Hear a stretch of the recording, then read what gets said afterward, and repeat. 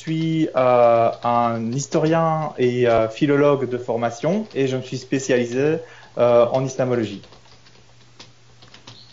So Michael just introduced himself a little bit. He's an historian and philologist, and he specialized himself in Islamology. Yeah. Donc j'ai fait donc je me suis plutôt intéressé au cours de mes études aux questions de philosophie et de mystique islamique pendant l'époque classique. Et j'ai particulièrement travaillé les théories de la connaissance dans la philosophie illuminationniste de Sohrawardi et d'Ishrakli. So during his studies, his interest was in philosophy and mysticism during the medieval era. And okay. Ok. Peut-être répéter le nom ou les écrire des auteurs que tu as cités, pardon.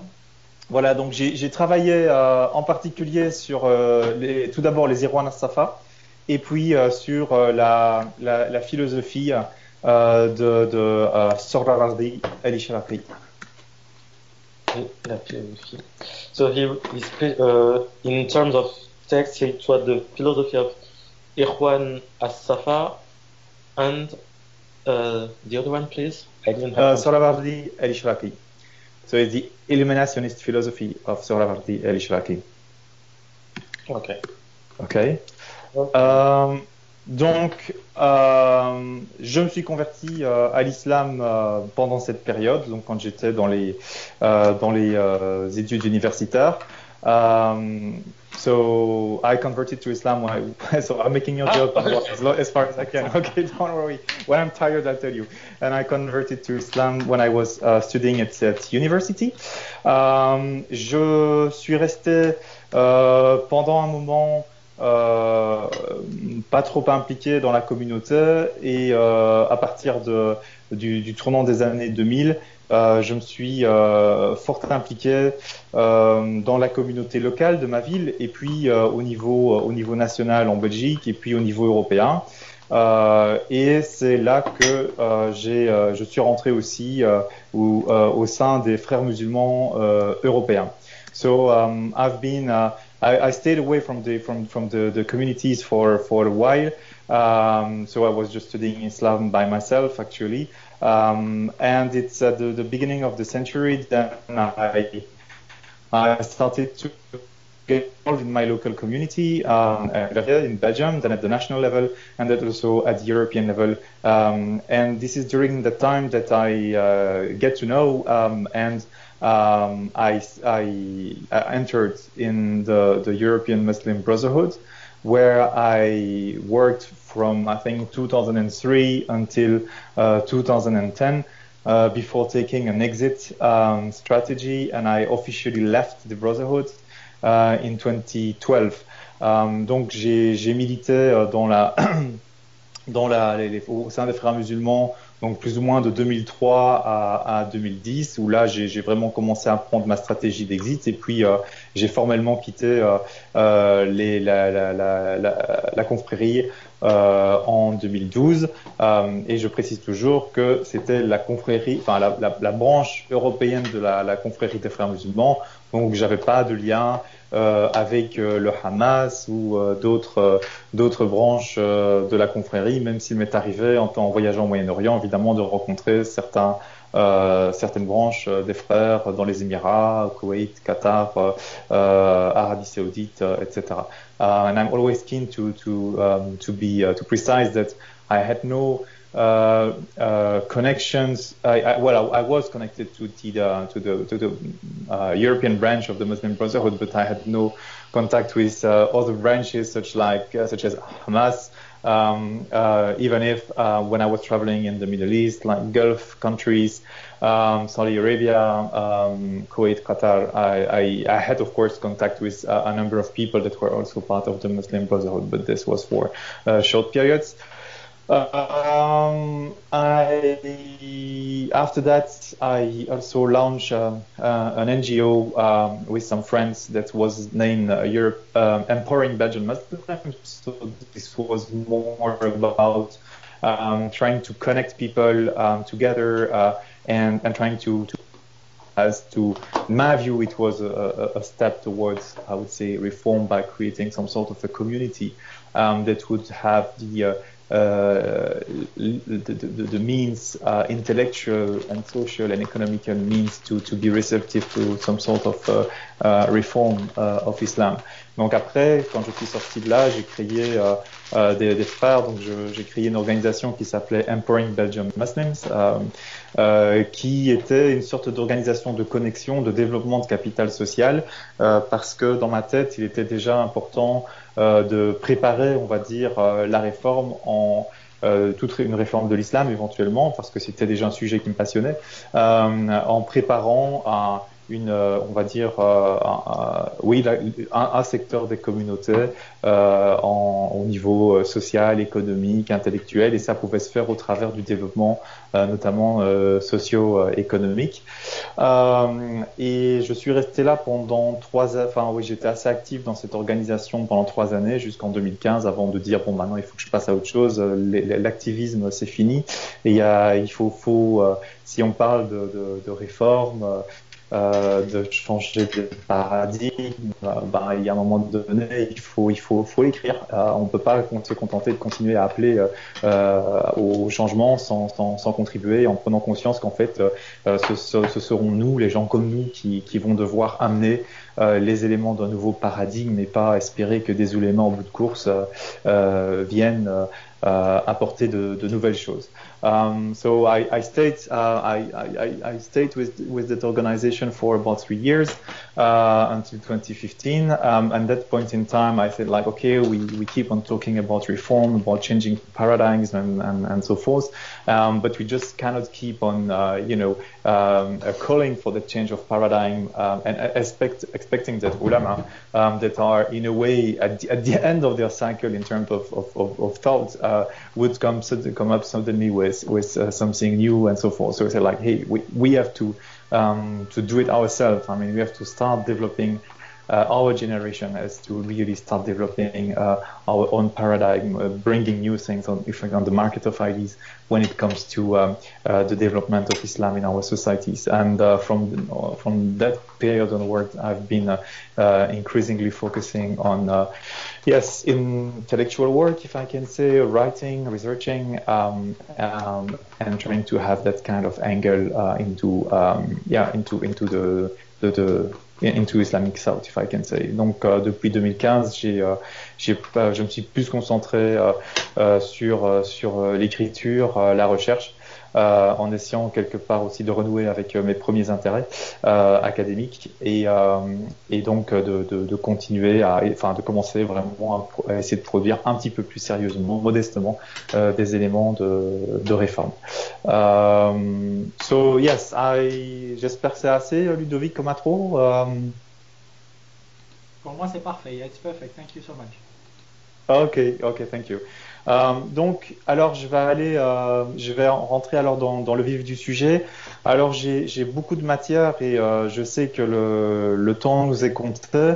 Alors voilà, là peut-être Anouar, j'aurais besoin de ton soutien par moment, je te ferai signe. Donc, ce que j'ai envie de prendre comme itinéraire aujourd'hui, ce serait de vous parler comment à partir d'une réflexion sur le contemporain, et on va dire grosso modo sur ce que Daesh a révélé finalement du fonctionnement de l'islam, de montrer comment est-ce qu'on peut essayer de changer de paradigme et en utilisant les sciences humaines. C'est un sujet qui est très largement débattu au sein des communautés musulmanes, mais je voudrais montrer déjà quelques éléments de voie qui peuvent nous permettre d'avancer. Et j'attirerai à la fin, je prendrai comme cas d'exemple la question justement de l'écologie qui vous intéresse ici, et de montrer comment très rapidement pendant quelques milestones, comment est-ce que ça s'est développé dans l'histoire et quels sont les challenges pour aujourd'hui et comment est-ce qu'on peut réfléchir à ces questions. Sans évidemment apporter de réponses toutes faites là-dessus parce que je ne pense qu'il n'y en a même pas. So the itinerary that I would like to propose for today would be to start from some of the exactions of Daesh over the last couple of years that have in a way revealed some of the contradictions or the issues that we have with the current mainstream paradigm in Islamic jurisprudence and theology.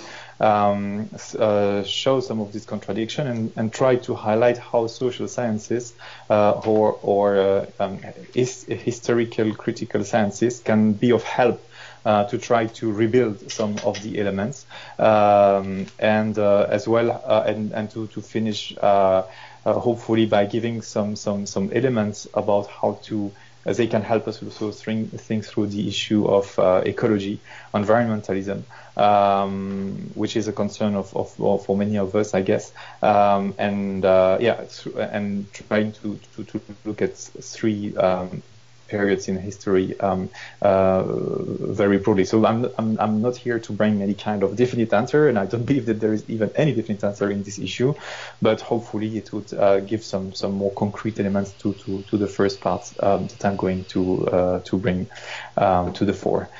Is it okay for you? Yeah. Perfect. Yeah. Okay, thank you. Donc, ce que je pense qui est, pour commencer, je pense que ce qui a été vraiment un choc pour de nombreux musulmans et musulmanes, c'est ce qui avait été révélé en 2015 par le New York Times, c'est-à-dire cette affaire de la mise en esclavage des femmes yézidis par les combattants de Daesh.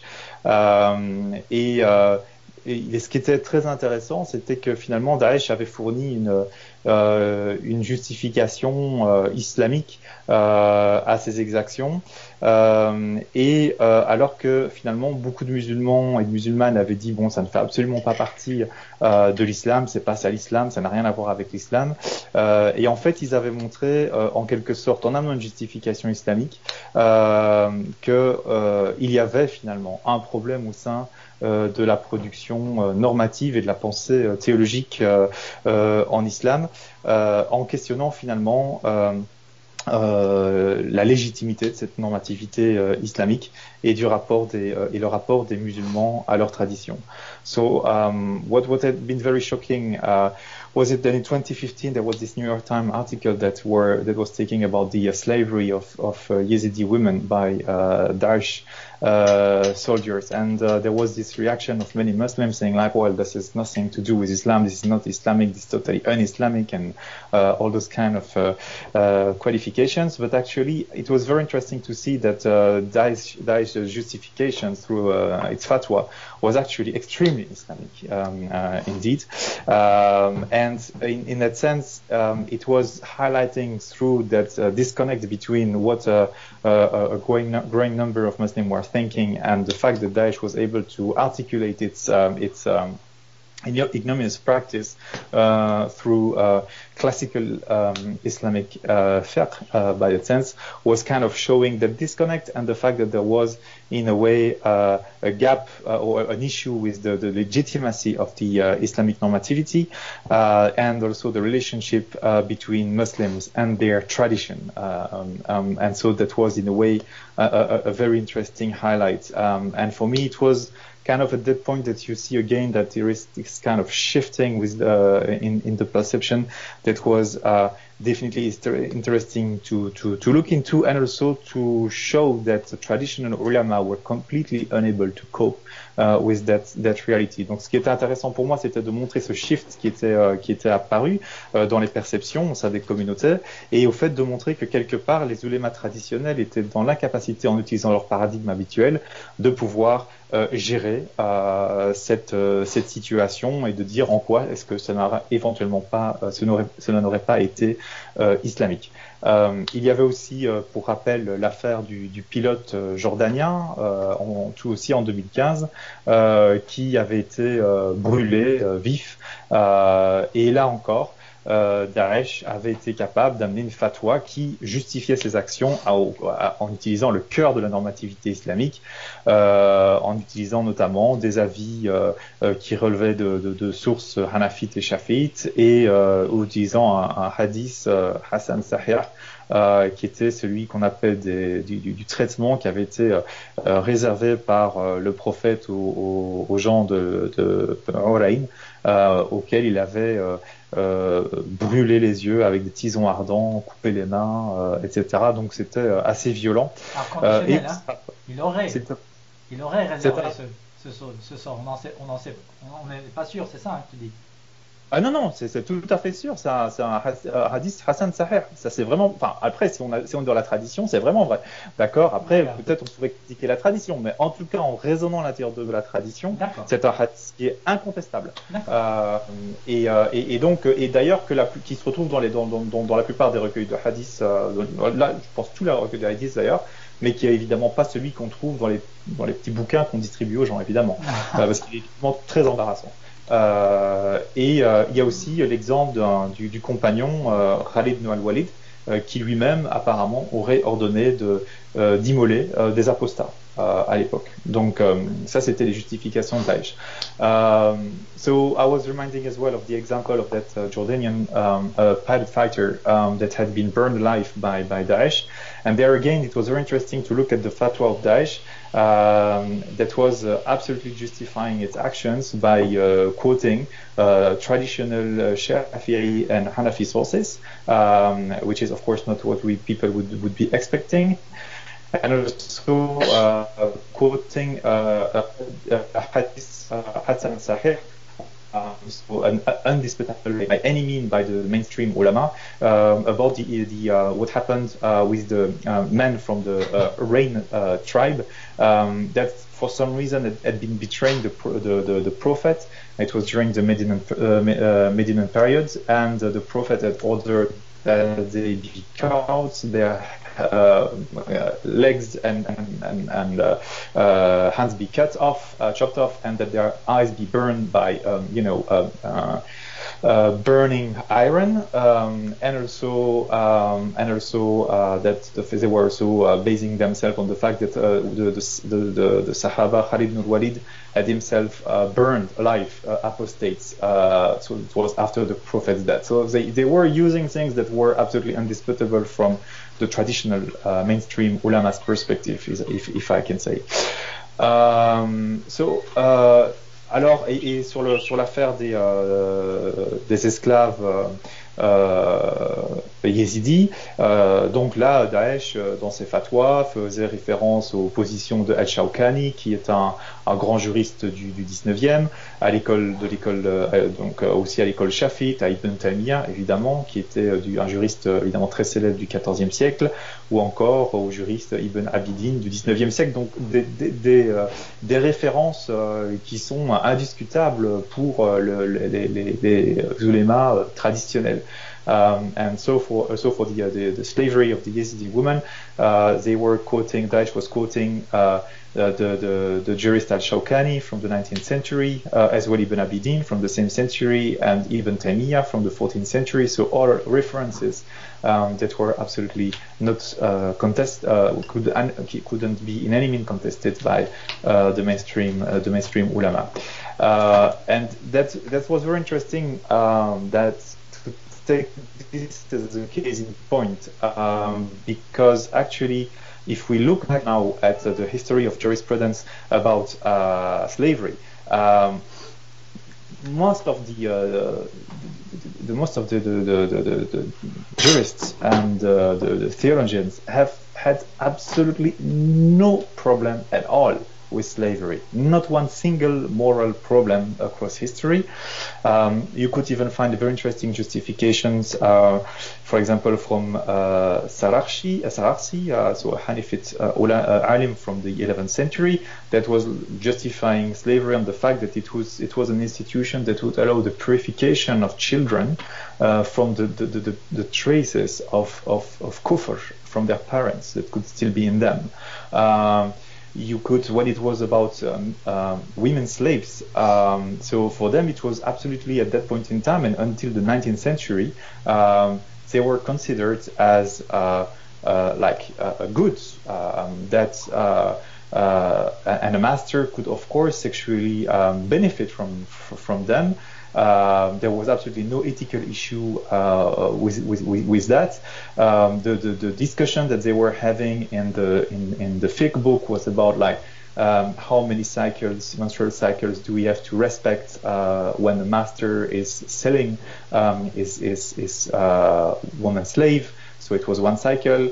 Can we have? Is it halal or not to have sexual relations with war slaves in enemy territory or not? Or if you have to bring them back first in your own territory before having sexual intercourse with them? If it's necessary that they convert to Islam or not before having sexual intercourse? If you have a co-ownership between different masters of the same woman slave, how do we regulate the intercourse? How do we regulate if a child is born from this? How do we regulate if one master wants to sell his share of the good, so of the slave? What happens if the child dies from such relationships? Can such a slave woman marry, even being a property of different men and so forth? So you see, the issues were they were just discussing this. If you go in classical fiqh book, this is just a concern that they had. So I mean, for Daesh, this is just what are you talking about, guys? This is just how is the situation? So why bother? It's just classical Islamic fiqh. Donc ce que je disais, c'est que ce qui était intéressant par rapport à ça, c'est que si on regarde au cours de l'histoire le développement du droit islamique, en fait, il posait aucun problème éthique aux jurisconsultes, et cela largement jusqu'au 19e siècle. Donc on avait même un juriste comme El-Sararsi, qui était un savant hanéfite du 11e siècle, qui pour lui justifiait même l'esclavagisme en disant c'est très bien parce que ça permet de purifier les enfants des traces de mécréance de leurs parents, par exemple. Sinon, pour ce qui était des femmes esclaves, elles étaient évidemment considérées comme des biens mobiliers, et donc il était tout à fait naturel qu'un maître puisse en jouir à sa meilleure convenance, puisque de toute façon lui appartenait. Et donc les débats n'étaient pas de savoir si c'était moral, éthiquement correct ou pas. C'était pas le sujet de leur point de vue. C'était plutôt combien de périodes de viduité à respecter. Donc c'est un cycle menstruel quand on veut se séparer de son esclave femme. Est-ce qu'il est licite ou non de jouir des prises de guerre en terrain ennemi? Est-ce que il est nécessaire qu'une femme esclave se convertisse d'abord à l'islam avant d'avoir des relations sexuelles avec elle ou non? Est-ce que si on possède une esclave en copropriété entre plusieurs mêmes, comment est-ce qu'il est licite ou non d'avoir des relations sexuelles avec cette dernière? Comment est-ce qu'on organise les tournées? Quel est le statut de l'enfant en cas d'enfantement? Comment est-ce qu'on fait s'il faut revendre une partie de sa copropriété? Voilà, donc c'était des questions extrêmement pragmatiques, mais en tout cas qui ne remettaient nullement en cause la question de l'esclavage. Et donc pour Daesh, dire quand eux ils amènent leur histoire, ils disent nous on est en plein dans ce qu'il y a de plus central dans le film. Où est le problème? Donc c'est ça que c'est intéressant, et ça amène aussi des musulmans contemporains qui pour la plupart n'ont absolument aucune idée de ce dont pouvaient discuter les ulama traditionnels, de commencer à ouvrir ce genre de bouquin et de se dire oh my god, c'est quoi ces ordres, évidemment. Donc évidemment c'est intéressant, mais c'est pas très utile d'essayer non plus de coller des catégories morales contemporaines sur ces pratiques et les débats des savants jusqu'à l'époque pré-moderne. Donc pour eux, évidemment le droit de propriété du maître comprend évidemment la pleine jouissance sexuelle de son esclave, ça va de soi, et ils ont le texte coranique à l'appui. Je vous cite, si vous voulez voir le verset 4, la sourate 4 verset 3 et 24. Et même mieux que ça, le verset 24 sourate 24 verset 33, où là Dieu dit clairement si un maître prostitue son esclave et qu'elle est musulmane, et qu'elle peut rien changer, Dieu lui pardonne. Donc en fait, Dieu n'essaye même pas de changer la société. En fait, il lui dit dans la situation où tu es, Dieu te pardonne. Voilà. Donc maintenant, finalement, le statu quo de l'esclavage. Donc après ça, évidemment, il y avait toutes les questions autour du fait que le prophète lui-même a eu des esclaves, dont la fameuse Maria la Copte, dont il a en fait, si on lit les siras traditionnels, dont il a joui jusqu'à toute fin de sa vie, quoi. Donc c'était pas un problème pour eux non plus.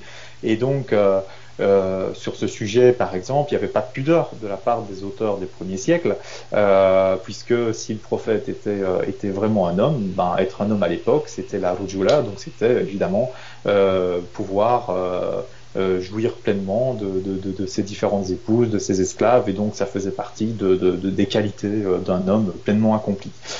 Et donc il n'y avait pas de tentative à l'époque non plus d'essayer de minimiser cet aspect, comme on le voit aujourd'hui dans certains discours contemporains apologétiques des musulmans sur le prophète, où on essaye de gommer un certain nombre d'éléments qui choquent les critères moraux contemporains.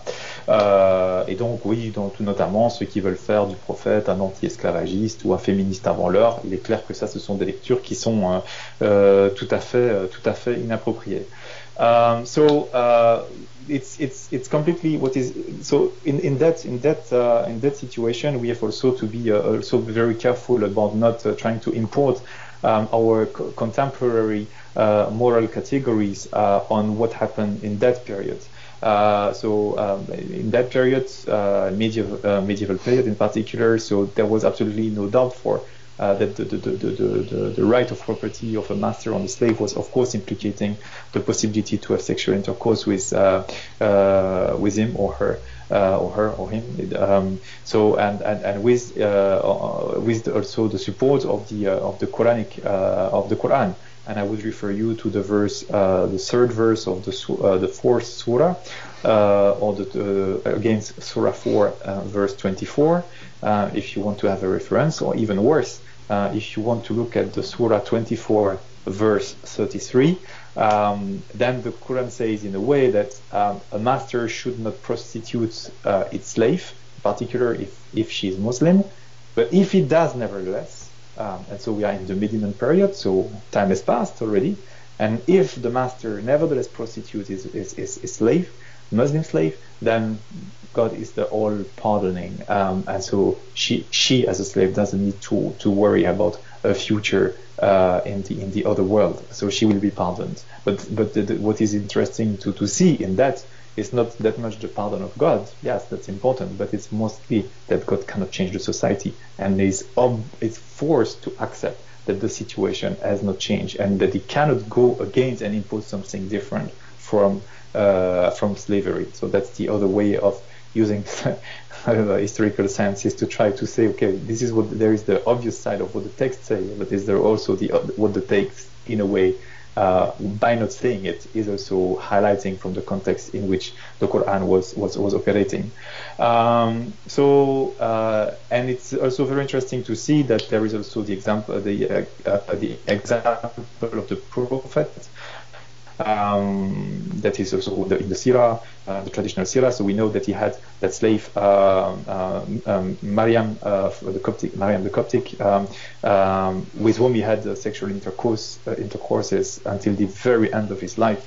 And when you read the authors of the first few centuries, actually they had absolutely no problem with this. In a way, they were even glorifying it in the sense that for them, if the prophet was a real man, so the embodiment of Rujula, so it was absolutely normal that he was having sexual intercourse and satisfying his wives and slaves.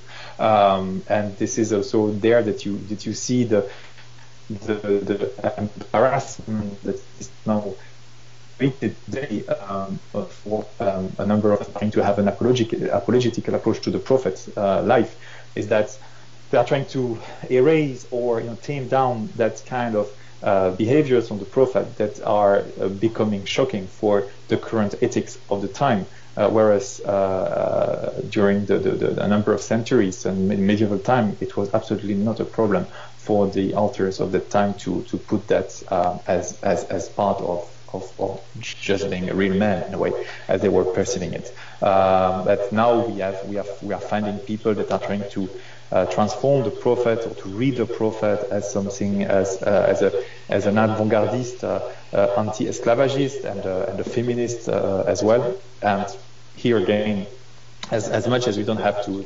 it's not reading what happened in the right time and trying to import our categories on what happened, either to condemn or either to say, well, that was a great time at that point in time. So we have to come back and try to look at the development of the Quran within the society that it was addressing to and how the Prophet also was interacting with it. So, ce qui nous intéresse vraiment, c'est de regarder comment est-ce que le Coran s'est développé dans son époque, dans son milieu, et comment est-ce que le Prophète interagissait avec ce milieu. Alors évidemment, bien sûr, je ne vais pas nier que il y a eu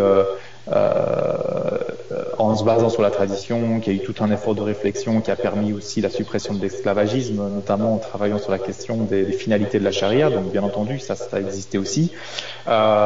Mais cela n'empêche pas évidemment qu'il y a un traditionnalisme vigoureux aujourd'hui qui continue à dire que parce que l'esclavagisme est mentionné clairement dans le Coran, par exemple, il est interdit de le remettre en question. C'est un peu comme si on essayait, et ça c'est le grand argument d'un grand nombre de traditionnalistes, et de dire c'est comme si on essayait de rendre haram ce que Dieu a permis halal, ou de rendre halal ce que Dieu a interdit a fait haram. Et donc ça c'est vraiment un point important, puisqu'on a certains comme Shankiti par exemple, un alim contemporain qui dit que remettre en cause l'esclavage, c'est remettre en cause la parole de Dieu et c'est du kufr. Donc là, il y en a qui font très clairement cette ligne, et donc évidemment ça interdit toute remise en question. So that was saying that of course we have to acknowledge that through the tradition and, for example, through the principle of Maqasid al-Sharia, a number of ulama, of course, have been able to challenge slavery and have been able to, in a way, put an end to it. However, this has we have also to acknowledge today and see that there are a number of ulama which are vigorously traditionalist, and I'm just quoting like Shankiti, for example, who says that negating the fact that slavery is in the Quran is as if is questioning the word of God, and this is equivalent to kufr. And so maintaining the presence of slavery is key. So that's something that is also problematic. And on this I could also refer you to the very good book of a friend of us called Omeru Maranju, who has written a book, Reopen the Doors of Islam. It's not yet translated in English, I hope it will. Donc je fais référence au bouquin de Omeru Maranju que certains parmi vous connaissent, je suppose, qui a écrit cette année, en 2017, un bouquin qui s'appelle Rouvrir les portes de l'islam, où il prend justement la question de l'esclavagisme et il a montré les permanences sur ce sujet-là.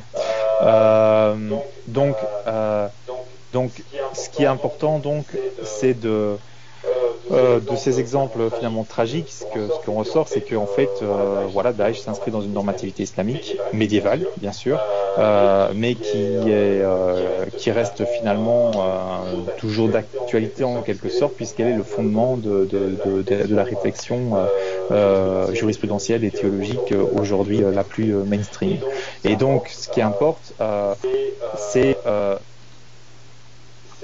que, ouais, donc, attendez, alors évidemment, le fait de vouloir s'enfermer en tant que musulman contemporain dans une approche apologétique, ça nous condamne aussi à devoir tout le temps, que ce soit Daesh, bon maintenant Daesh presque terminé, mais tout groupe qui viendra après, qui commettra des horreurs au nom de l'islam, va nous condamner à devoir réajuster le tir sans pouvoir pour tenter de justifier finalement cette cohérence chariatique que l'on peut constater.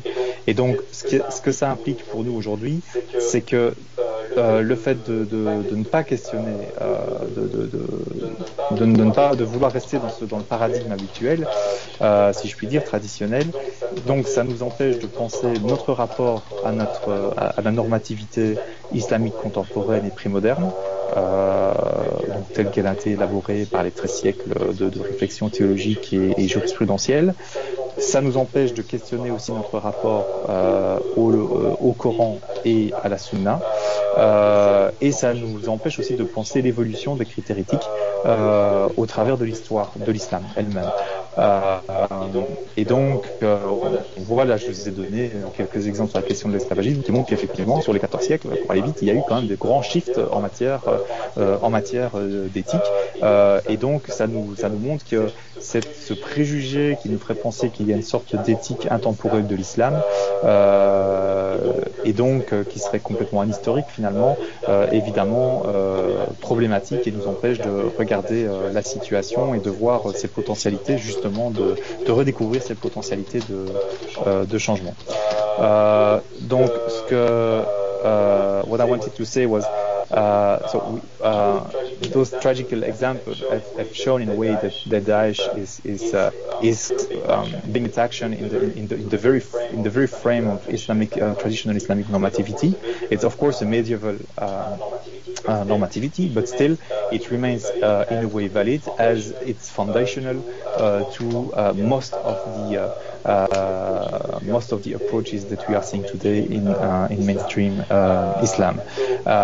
And so if we want to be, for those who want to be in an apological approach to Islam, i.e., no, this is not Islam, blah blah blah. Islam is so good. Look, the Prophet was a proto-feminist. All those issues. Then we just are going from aporia to aporia.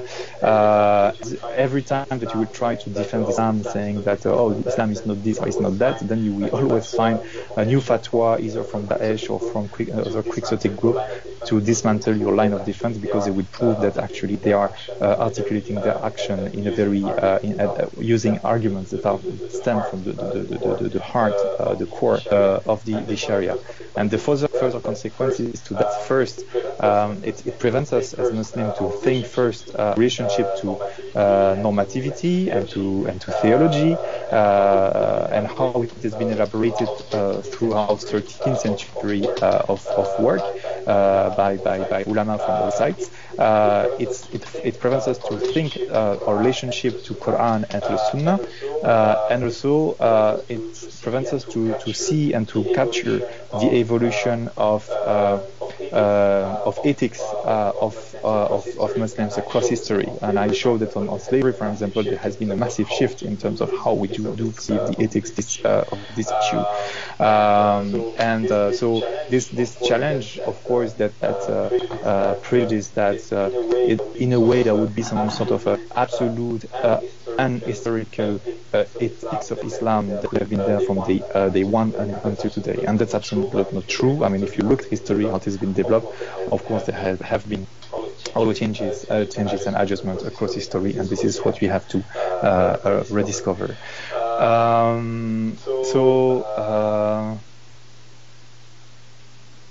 So what is important to take away from that as well, and to try to get out of this kind of dead end. So that is first thing, that there are a few elements that you have to take into history. First, that's into consideration. That if it was a purely legal rationality, a legalist rationality, does not produce by itself ethics. And you can go to conclusions that would be radically disconnected, even opposed in terms of ethics to the respect of life, the respect of body integrity, the most elementary body integrity. Which are also in a way at the heart of Islam, if we want to have that approach. We have to think and to try to develop what we call hermeneutical paradigm. That's the complex word. and that is itself grounded. So it's a paradigm that help to approach the Quran and the Sunnah, and this paradigm must be grounded on metaphysical approach. What are we talking about when we are talking about God? What is happening in the other world in a way? What is our discourses and our thought about God?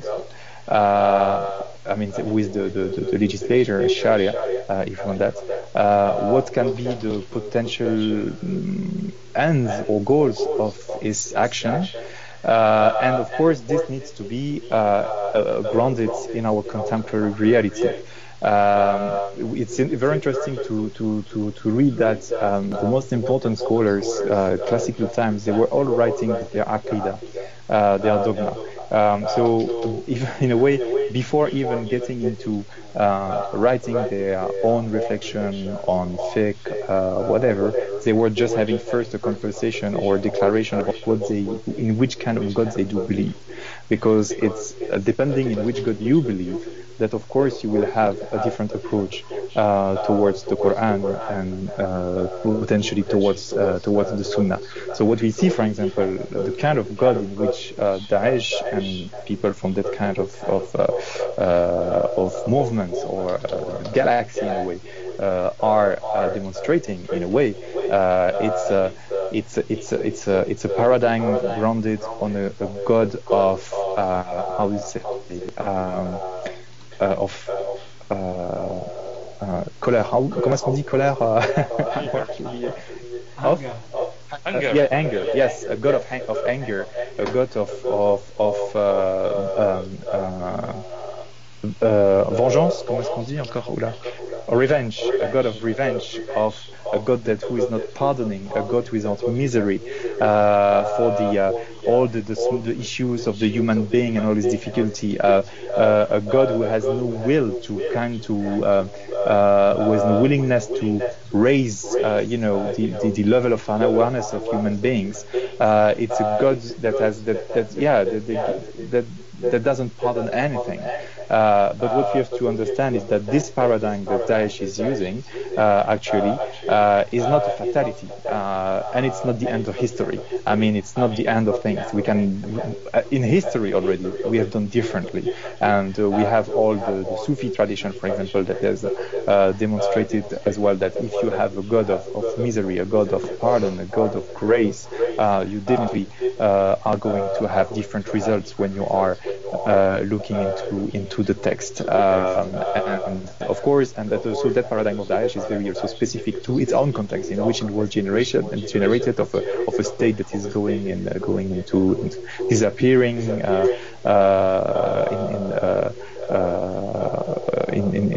over the last 10, 20 years and so forth. Ce qui est intéressant, donc, c'est que pour sortir de ce cul-de-sac intellectuel, il faut vraiment, on va mis en avant par Daesh en quelque sorte, c'est de prendre en compte un certain nombre d'éléments. Et un des premiers éléments, c'est de se dire que une rationalité qui serait purement légaliste ne produit pas d'éthique par elle-même. Et elle peut amener finalement à des conclusions qui sont même totalement déconnectées, voire même opposées à l'éthique supposée coranique, si on peut dire, du respect de la vie, de l'intégrité corporelle la plus élémentaire. Et donc tout effort d'approche du texte coranique, que ce soit la théologie ou que ce soit la jurisprudence, doit s'inscrire finalement. Toute approche doit s'inscrire dans un paradigme herméneutique. Et celui-là doit être fondé sur une réflexion métaphysique. C'est qu'est-ce que l'au-delà, qu'est-ce qui compte, comment est-ce qu'on voit les mondes supérieurs en quelque sorte, quel est notre discours sur Dieu, comment est-ce qu'on perçoit Dieu, puisque Dieu est le législateur, donc il faut pouvoir le comprendre, donc c'est aussi notre compréhension du législateur, quelles sont les finalités potentielles de son agir. évidemment, toute cette réflexion doit toujours être ancrée dans notre contexte, dans nos réalités contemporaines. C'est à partir de cela que l'on va raisonner. Et c'est vraiment intéressant de relire comment est-ce que les ulama, petits et grands de la tradition, ont en fait la plupart du temps toujours écrit leur propre aqida, c'est-à-dire la façon dont ils concevaient Dieu. Donc ils commençaient par un discours sur Dieu en quelque sorte, quelle était leur vision du Seigneur, et après ils rentraient soit de leur travail de théologie proprement dit, soit de leur travail de usul al-fiqh ou de fiqh, etc. Et ce qui est intéressant, c'est que finalement quand on regarde en creux ce qui apparaît de la position de Daesh, c'est que finalement ils ont un paradigme qui est fondé sur un Dieu de colère, de vengeance, un Dieu d'absence de pardon, qui n'a aucune miséricorde pour on va dire les vicissitudes de l'être humain, un Dieu qui n'a aucun intérêt à la pédagogie, à la propédeutique, un Dieu impitoyable. En fait, c'est ce qu'ils sont en train de montrer au travers de leurs avis théologiques, des positions, enfin de leurs avis jurisprudentiels et des positions qu'ils ont données. Et donc c'est très important de voir l'articulation dans les deux, alors qu'on peut dire aussi, et ça c'est pas nouveau, l'histoire, et si on prend que le soufisme par exemple, nous a montré qu'on peut penser à un Dieu de miséricorde, un Dieu de grâce, un Dieu de pitié, un Dieu de pardon, un Dieu bienveillant, et donc fatalement si on aborde le Coran et le legs prophétique avec cette grille analytique, on va évidemment développer des conclusions très différentes. Alors évidemment, je vais essayer d'avancer un petit peu parce que je vois que le temps passe. Alors, ce qui est intéressant, c'est que finalement, il y a aussi ce qui se passe, c'est que finalement, comme on n'a pas de théorie spécifique aujourd'hui, finalement, tant les musulmans que les non-musulmans se tournent vers les textes médiévaux, en vérité, pour essayer d'y trouver des solutions pour aujourd'hui, ou pour essayer de trouver quelle pourrait être la position minimale, la référence islamique minimale sur tout et sur n'importe quoi. Et ce faisant, on oublie en vérité une chose qui est vraiment fondamentale, c'est qu'on a l'impression que on a toujours été, que la tradition islamique aurait toujours été dans une pure textualité. En fait, que les oulémas auraient toujours pris le Coran, la tradition, la sunna, et il aurait suivi texto à la lettre, je veux dire, en y mettant un minimum de jus de cerveau. En vérité, c'est pas le cas. Parce qu'on voit quand on analyse les travaux des oulémas, c'est qu'ils ont toujours été en train de se détacher de la lettre du Coran et de la sunna. Et qu'ils ont ils ont procédé à des ajustements, ils ont opéré des tris, ils prenaient un verset plutôt qu'un autre, un hadith plutôt qu'un autre, etc., en fonction des nécessités de leur temps. Donc la pure textualité n'a jamais existé. Et donc vouloir appliquer en plus une pure textualité reconstruite médiévale à notre contexte, on va évidemment à la catastrophe, à des lectures apocalyptiques comme on vient de le voir, et finalement à la conclusion du sunnisme, si c'est ça qui nous concerne aujourd'hui, le chiisme étant dans une dynamique décalée, mais finalement qui est en train de produire un peu les mêmes effets aussi, on pourrait développer ça aussi. Et donc dans un tel contexte, on peut comprendre pourquoi des lettres de savants à Daesh, comme on en a vu, etc., tombent à l'eau évidemment, puisqu'en fait chacun utilise le même paradigme, le même mode opératoire. On va fouiller dans le corpus et on prend ce qui arrange chacun, et donc fatalement chacun peut prétendre dire le vrai et traiter l'autre d'être dans l'erreur, mais en fait il n'y a personne pour départager qui ou non a raison, et finalement l'islam quelque part n'est plus capable de fonctionner comme pharmacone, à savoir à pouvoir donner une ligne d'orientation claire. Et donc, in a way, what is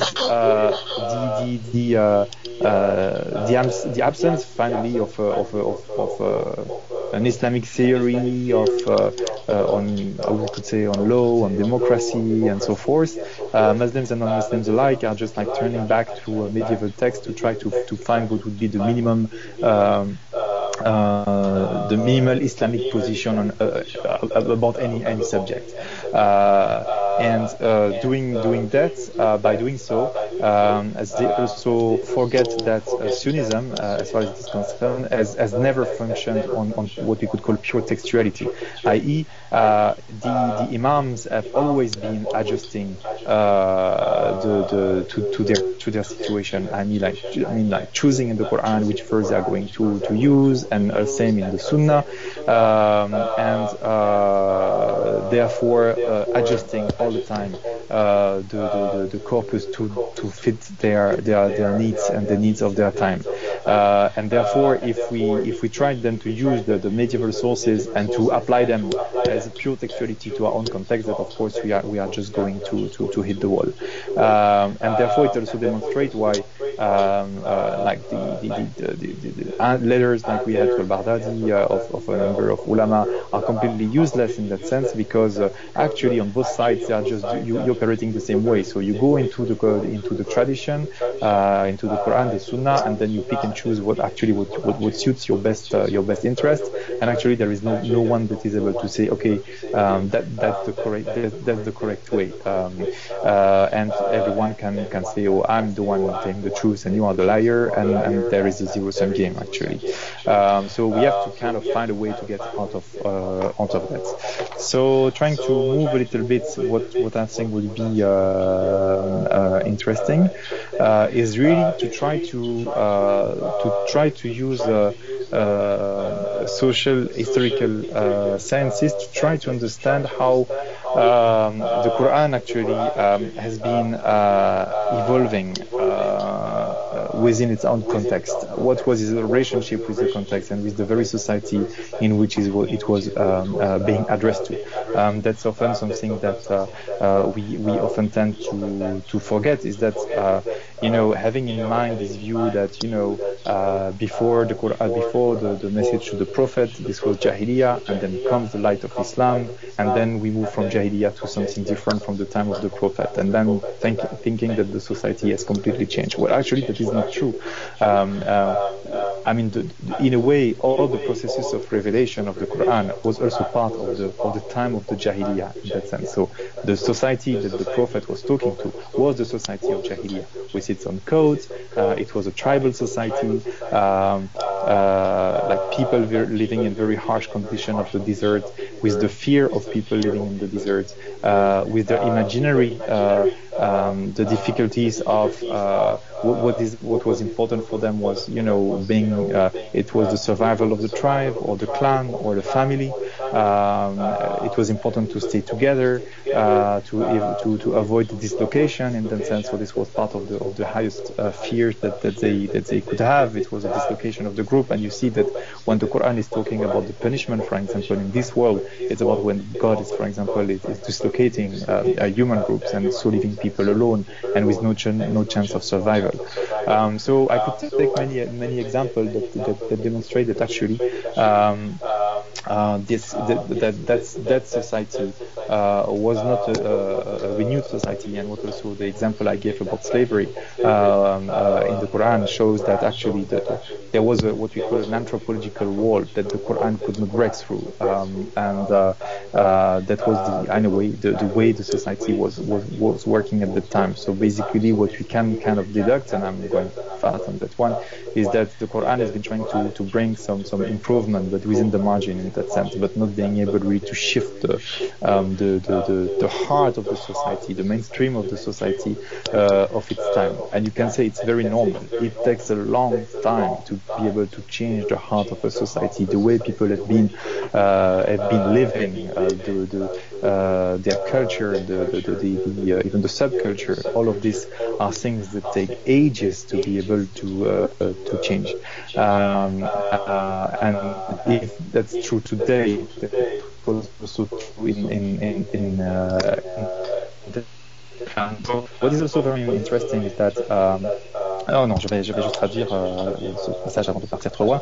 Donc, ce qui est vraiment intéressant à ce moment-là, c'est d'essayer, pour pouvoir sortir de ce problème sur lequel j'ai élaboré pas mal, c'est d'essayer de voir comment est-ce que les sciences historiques critiques peuvent nous aider à essayer de retrouver quelle a pu être la dialectique du Coran et la dynamique du Coran avec son propre environnement au travers aussi du rôle de Mohammed. Donc on est tous prisonniers, et c'est ça le problème, d'une représentation de l'histoire qui est celle de la tradition islamique en quelque sorte, donc qui a été aussi largement reprise par beaucoup d'orientalistes et d'islamologues, qui est de dire que avant il y avait la jahiliya, et puis tout d'un coup voilà, la révélation, le Coran arrive, on bascule dans une autre période qui est toute différente, la révolution à tous les étages, alors qu'en fait ce n'était de toute façon probablement pas le cas, à savoir que le Coran en fait parle à la jahiliya tout du long de la prédication coranique. Les références auxquelles fait le contexte auquel fait référence le Coran est celui de la jahiliya. Donc en fait grosso modo voilà une société tribale où ce qui compte c'est finalement la survie de la tribu, du clan, de la famille. On voit par exemple que les peurs, les pires que le Coran est en train de mettre en avant quand il parle des punitions que les gens pourraient encourir dans ce monde, finalement c'est la dislocation du groupe familial. C'était une des pires hantises à la tant des bédouins que des sédentaires, parce que voilà, l'homme est laissé à lui-même, et on sait bien que dans un environnement aussi contraint et aussi difficile que celui de l'Arabie du XVIIe siècle, on ne vit pas 24 heures quoi. Et donc ce sont tous ces éléments qui sont intéressants de retrouver, de reconstruire. J'ai mentionné tout à l'heure aussi celui des femmes esclaves qui seraient prostituées par leur maître, et là très clairement on voit que le Coran n'a pas les moyens de pouvoir changer la société à laquelle il s'adresse. En fait, le Coran va amener durant le temps de sa prédication des améliorations éthiques, mais c'est une éthique finalement de base, mais des améliorations à la marge. Donc qu'est-ce qu'il va faire? Les points les plus saillants, on va dire, du discours coranique, c'est qu'il faut protéger la veuve, l'orphelin, les traiter dignement, le respect de la parole donnée, le respect des engagements, et en termes d'éthique, il n'y a pas grand-chose de plus, on va dire, dans le Coran. Le reste, bien sûr, il y a un discours sur l'outre-monde, etc., les châtiments, les récompenses, mais le cœur éthique, finalement, est quand même assez restreint. Le Coran, qu'est-ce qu'il fait? Il valide la loi du talion. La loi du talion, le Coran n'invente pas. C'est la loi la loi de base quand on est dans l'anarchie totale, comme dans le désert, dans une société dans laquelle il n'y a pas de pouvoir central, il n'y a pas de pouvoir coercitif, il n'y a pas d'État, il n'y a pas de police, il n'y a pas d'armée. Ce qui permet de maintenir le minimum d'humanité, c'est la loi du talion. Et donc le Coran, qu'est-ce qu'il fait? Il dit oui, c'est bon, oui, il peut pas aller en dessous, mais il n'invente pas la loi du talion. Et donc on voit qu'en fait il ne fait que valider ce genre de choses qui sont en fait des éléments de la jahiliya. Et on comprend aussi la question par exemple du question halal en matière de nourriture, etc. Il valide les pratiques de la jahiliya. Les seules choses peut-être qu'il apporte sur ce coup-là, c'est le fait de ne pas manger des bêtes qui ont été immolées, sacrifiées à une autre divinité. Et là, pour le coup, oui, on a quelque chose de nouveau. La question du porc aussi est quelque chose d'assez nouveau, mais qui seraient peut-être finalement les deux seuls interdits théologiques qui sont véritablement posés par l'islam, puisque pour le reste, ce sont des règles hygiéniques qui sont aussi bien mises en place respectées par les juifs que par les païens. Mais quoi? Donc voilà, là on est sur encore un exemple de validation du vécu, du contexte pré-islamique. Et donc, évidemment, quand on regarde les choses de cette façon, ça implique évidemment une reconfiguration importante de notre rapport au Coran, de notre rapport à son éthique. Alors je dis tout de suite, l'important c'est pas quand on discute avec un grand nombre de musulmans, c'est de dire que si on commence à réfléchir à ce genre de questions, on a l'impression que le château de cartes, si on pouvait dire représenter notre foi et nos croyances comme un château de cartes, on a l'impression que le château de cartes va s'écrouler parce qu'on en tire une et tout va tomber. Non, on est en train de reconfigurer le château de cartes. Et le château de cartes ne va pas nécessairement s'écrouler, mais c'est important de se lancer dans ce travail de reconfiguration du château de cartes. et je pense qu'il faut autre chose, avant de passer à la traduction. Donc c'est ne pas penser non plus que parce qu'on va commencer à questionner un ensemble de choses et remettre donc le Coran dans son contexte, on va faire table rase de tout ce qui s'est passé avant, qu'on va jeter tout à la poubelle, et que si on commence aussi à leur donner ce genre d'options, les musulmans vont tout quitter, vont tous devenir athées ou des débauchés. Ce n'est évidemment pas le cas, d'autant que si on regarde les choses au niveau global, les populations musulmanes n'ont jamais été aussi éduquées qu'elles dans l'histoire. On a la chance d'être à un moment de l'histoire où presque tout le monde a au moins accès à l'écriture, à la lecture, et donc je pense qu'il y a vraiment un saut qualitatif extrêmement important dont on doit pouvoir profiter pour justement commencer à remettre toutes ces choses en question et s'ouvrir à beaucoup plus de complexité. What is important is also to understand that oui, je voulais juste dire aussi important, c'est que ce que l'approche montre aussi, c'est que finalement le prophète a parlé à un petit milieu. Donc il a parlé grosso modo aux gens de la Mecque et Médine de son temps. Ça veut dire que on n'était pas dans un appel universel un appel universel dès le départ. Et ça, c'est quelque chose aussi important à voir. C'est-à-dire pareil pour Jésus d'ailleurs, pour Moïse. Jésus, aujourd'hui, on en fait le chantre d'un appel universel, mais quand il a parlé aux gens à Jérusalem et aux alentours. Il parlait à un très petit milieu, d'accord ? Donc, l'universalisation des messages vient par la suite. Dans le christianisme, on l'a fait dater de Paul. Pour l'islam, c'est un peu moins clair de savoir à partir de quel moment elle se met vraiment en place. Mais en tout cas, c'est important de voir que le prophète parle à un milieu, un groupe humain extrêmement particulier, à ses conditions précises. Et donc ça aussi, c'est un indice qu'il ne faut pas, on va dire, universaliser le modèle anthropologique de contexte anthropologique auquel le prophète s'est adressé. Parce qu'à ce moment-là, on arrive à nouveau, et c'est ce que malheureusement, c'est ce que nous fait croire la tradition aujourd'hui telle qu'elle s'est développée, c'est-à-dire que ce modèle-là, le modèle idéal est dans le passé, alors que c'est une société bien particulière, avec une éthique bien particulière, et donc on peut vraiment questionner de savoir si ce que Dieu voulait pour la fin des fins et jusqu'à l'éternité, c'est qu'on continue à appliquer l'éthique d'une société du 7e siècle qui était quand même problématique par beaucoup de côtés. Mais quand on sait que les questions d'universalisation, par exemple, viennent après, alors on peut être beaucoup plus à l'aise à questionner ce genre de choses. So, in English, what is interesting in that approach is that it allows us to understand in which context things have been developing, and that that was a very specific context. The Prophet and the Quran were addressing a very specific anthropology. So these human groups of the 7th century in the west of the Arabic Peninsula, and that it was a very little world to a very small number of people to which the Prophet was talking. So a few thousand people in Mecca and Medina. So that was very small. This is the group that was his target audience.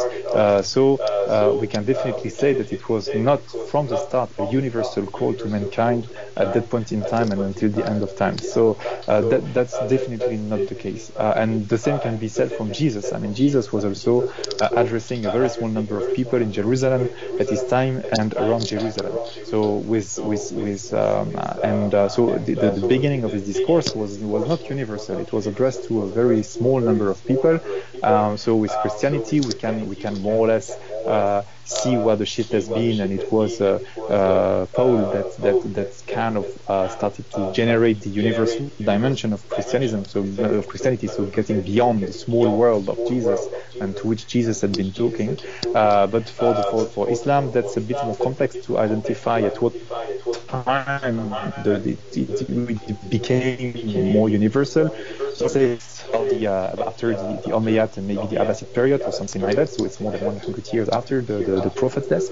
But nevertheless, it allows us also to understand that that's okay, no problem with that. It became universal afterwards, but it means also that we can challenge the fact that the ethics of the 7th century, a very small human group, would be the will of God in the way that it would stay, and it would be the model for mankind from that point in time forever until the end of times.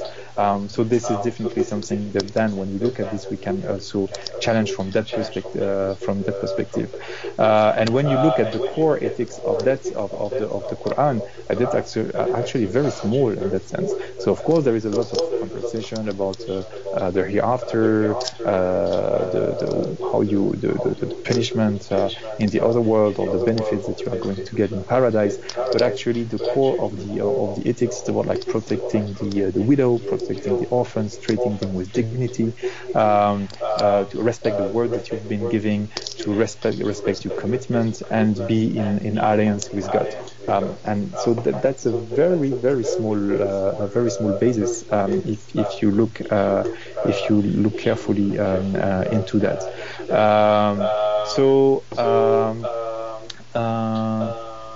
So of course, when you say that, this is challenging a lot of things for many Muslims, and you would have this discourse that if you start to have this kind of approach, Muslims could just like leave Islam or become whatever they want, and so we should not go into this kind of direction. And you could say on the contrary that, well, if you look at the size the size of history, that the Muslims across the world, by and large, have never ever been so educated. So there is a minimal number of people that can barely write or read, and so that's a very key moment to be able to get into more complex approaches to the Quran, to the Sunnah, and to question a number of issues, and to open ourselves to more complexity, and get away from those approaches that under the guise of not moving anything, you always go to the more restrictive approaches. And it's true that there are a certain number of Muslims that their faith and their beliefs are like a castle of play cards, right? I don't know if this is the correct word in English, and that if you just take one away, that everything will stumble actually. So no, that's not the case. But what will happen is that there will be a reshuffling and a change of the structure of the cards together. So it will be another side of another type of castle, but everything is not going away from the table. And then we also need to comfort people and also care that they are not afraid of moving.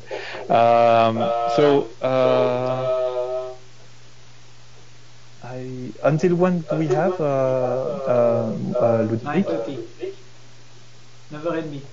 9h30, ok. Laisser du temps pour les questions, les réponses. Ouais. Peut-être 10 minutes encore si tu veux.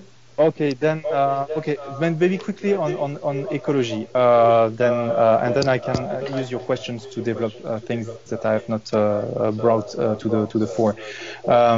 So it has been interesting that for a number of years now we have a whole conversation about ecology or the protection of the environment and Islam, and again we have this kind of tendency of trying to read Islam as if it was the proto-ecologist of all times, and that the Prophet was a model of ecological behavior and environment friendly behavior. When you look at the development of history, that's not really clear. I mean, when you look at the Quran and what you can try to deduct from, the testimony that we have in the Quran, which is the only testimony that we had from that time, unfortunately, is that there is not much of an environmental thought that would be extremely elaborated. So in that, of course, because it was a very harsh society, there was a caring in a way for water. There was a caring for the available resources. So it was not a society where you would throw out of the window and that would be it. But there was also no consideration of nature for nature itself. So that's not something that we also can find. It's not clear as well if there was this kind of embedded relationship with the divine or the sacred that would be men would be in deep connection with the sacred or those kind of issues. There were sacred spaces, of course, and for example there were what we call the himma. So these were protected areas where people could not kill animals or take away wood or those kind of issues. But we were not in the kind of relationship to nature as you would feel, for example, you would find, for example, in shamanism, for example. So that was not something that we could see. There is then, if we go into the Quran itself, there are a number of interesting innovations, by the way. So that we really have to acknowledge. One of the things is that in verse so Surah 81 verse 5 or Surah 6 verse 38, God is kind of saying, or the Quran is saying, that there would be some resurrection for animals. I mean, they will be called back to God. So that's interesting, and that's very new. And this has not been found elsewhere, at least in Judaism and Christianity. So it means that in a way there would be some sort of an animal soul that could be resurrected at some point to face the judgment day. But the Quran is not saying anything about the fact that this soul might go to paradise or not. But at least there is the existence, the recognition of a soul that would be at least in a way strong enough or stable enough to be brought to for animals to be brought to the to judgment day. So what also is kind of new in the Quran is that it's mentioned that animals are forming communities with their own language, and that they are glorifying God. But also the stones are glorifying God. And they receive their own divine revelation, like the wahy. So the Quran is talking about the beasts and the ants as well. The Quran is also mentioning that the heaven and the earth have been receiving some sort of revelation. And so what is interesting is that the Quran is situating man as one among many communities, as one among many, in some way bringing some sort of horizontality of man within the creation. And when it talks about the man being the Khalifa, which has been also a lot of subject of a lot of consideration, man is not really looked at very positively, because the angels are saying, oh, it's bringing blood on hers and spreading blood on hers and so forth. So it's not very positive image of the human being. But it's that's something that. But the thinking about also Khalifa took some time in theology to really be thought through more deeply. And what was meant at the beginning is that the man was just a successor of previous communities. And so there was development that man was just a Khalifa of the jinn on earth. That was the first elaboration. What is also was interesting is the creation in Quran around the root khalaqa was also mainly focused on man. So man is the focus of creation. It's not like in the Bible where you have a whole history of the creation of the universe from nothing to Adam. In the Quran, it's directly Adam, and then the universe is kind of created around it. So that's to not to serve it, but also to be a place where it can take things from. To eat and so forth. And when it comes to the hadith, actually in terms of protection of the environment is very basic, to be very honest. It's just like, you have to care for the water because you have, of course, to do your ablutions, but mainly there is a forbidden to defecate in sources or to pee in still water. So that doesn't go very much further than that. So it's a bit difficult to elaborate deep thinking on environmentalism and from that one. respect of the animals is also something that is kind of interesting. So that's for the Quranic time. So très vite en français. Donc ce qui est intéressant, c'est de voir que quand on regarde le Coran, et on n'a pas beaucoup d'éléments sur le Coran et l'écologie, sur l'écologie, pardon, et sur la nature. Et il est très difficile de reconstituer quel pouvait être le rapport des hommes à la nature du temps du prophète au travers du seul témoignage finalement qui nous reste du Coran. Ce qui est intéressant, c'est que oui, on sait qu'il y avait une existence du sacré dans la nature, des arbres, des sources, ça avait une connotation sacrée, mais on était très loin d'être dans un rapport aussi au sacré et à la nature, comme qu'on peut le trouver dans le chamanisme, par exemple, comme point de comparaison. Il n'y a pas cette espèce de relation très dense dans le réel, dans la nature. Donc, ce qui est, c'était pas non plus un lieu de considération de la nature pour la nature elle-même. Donc, on regarde pas le désert pour le désert. C'est un endroit de vivre. Donc, ça, c'est aussi intéressant. Il y a quand même quelques éléments, ceux qui sont vraiment très intéressants que le Coran apporte. Et là, on peut estimer qu'il y a déjà une première rupture par rapport à la tradition, en tout cas judéo-chrétienne.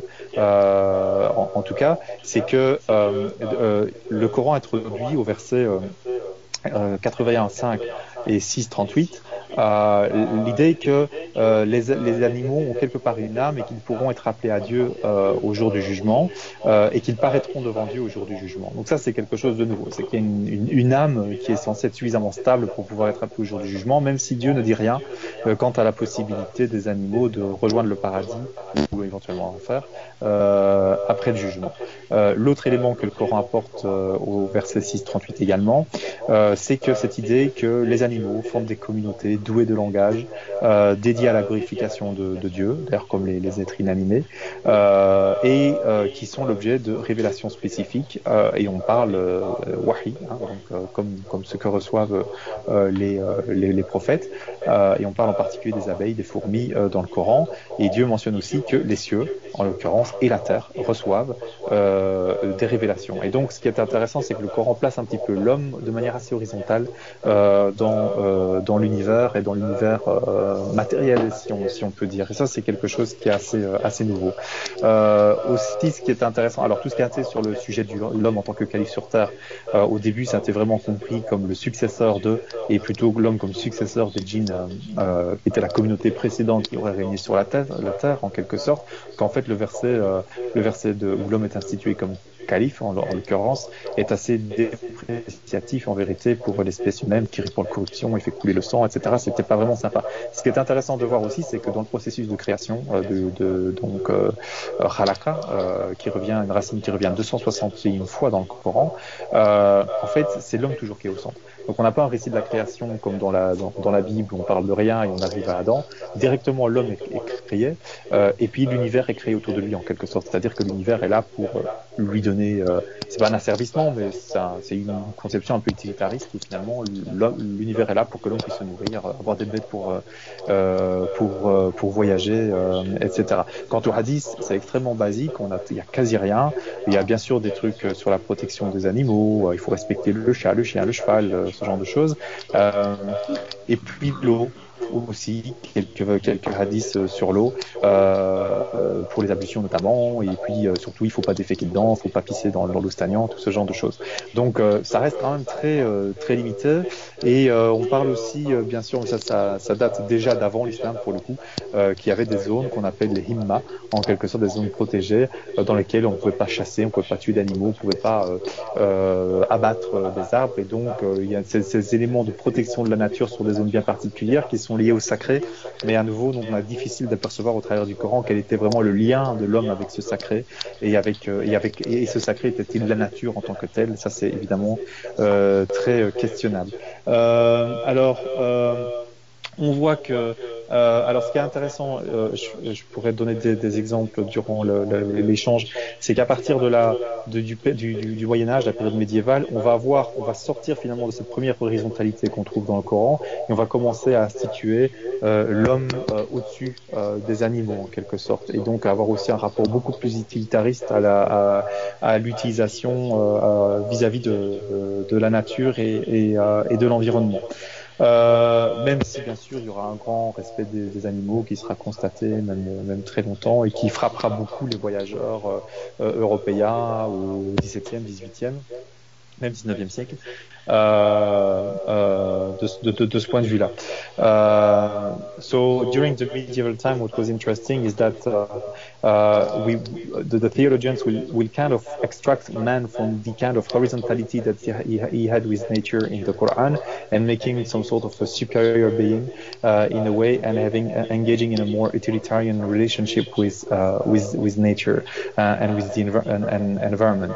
And of course, there were also interesting elements that state like the protection or the respect towards animal, and this is something that was regularly noticed and a subject of astonishment by European travelers that were going into Muslim societies. They were really in admiration often for the respect towards animals that were noticed, but it doesn't say also that there was a thinking through of a specific relationship to nature.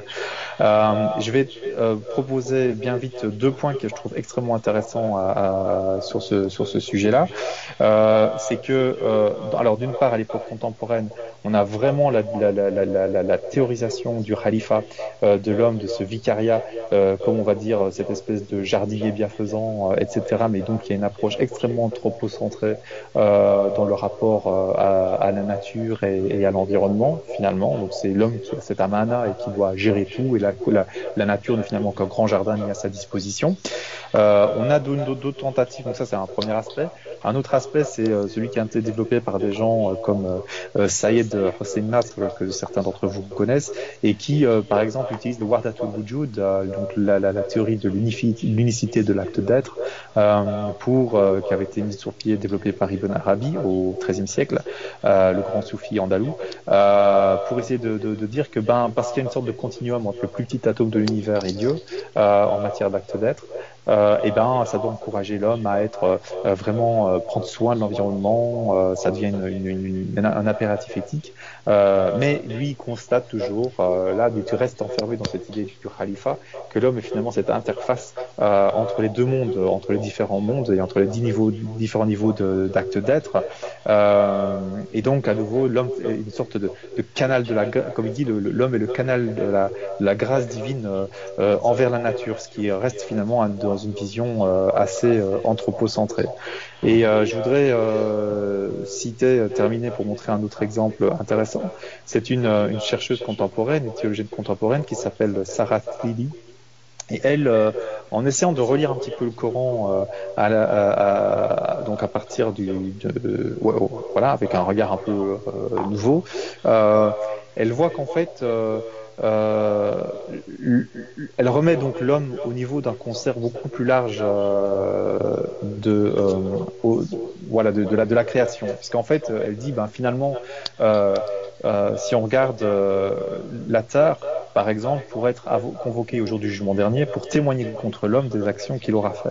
Donc pour elle dit, ça implique que la terre, un être qu'on considère comme inanimé, est capable d'avoir, et qui pourtant Dieu nous dit qu'elle chante les louanges de Dieu, et qui reçoit sa révélation, est capable de comprendre nos actions. Alors que les actions ou les langages, on va dire des animaux, des êtres inanimés, des arbres, etc., ne sont en fait compréhensibles qu'aux prophètes et au sein du plus haut rang, si on regarde la littérature traditionnelle, alors que là, finalement, la terre, aussi inanimée qu'elle soit, a accès à ce que nous sommes en train de dire, de faire, et pourra témoigner de nous contre Dieu. Donc en fait, au lieu de voir l'homme comme au sommet de la nature, et l'interface, le canal de la grâce divine entre Dieu et la nature, comme dit Saïd Hossein Nasr, c'est tout le contraire. En fait, c'est la nature elle-même et l'environnement et tout ce qu'il contient qui sont en fait quelque part je dirais pas des maîtres spirituels, mais ils sont dans une position de nous enseigner comment progresser vers Dieu, et donc tout le challenge est pour l'homme de se reconnecter à ce concert, de devenir un apprenant de la nature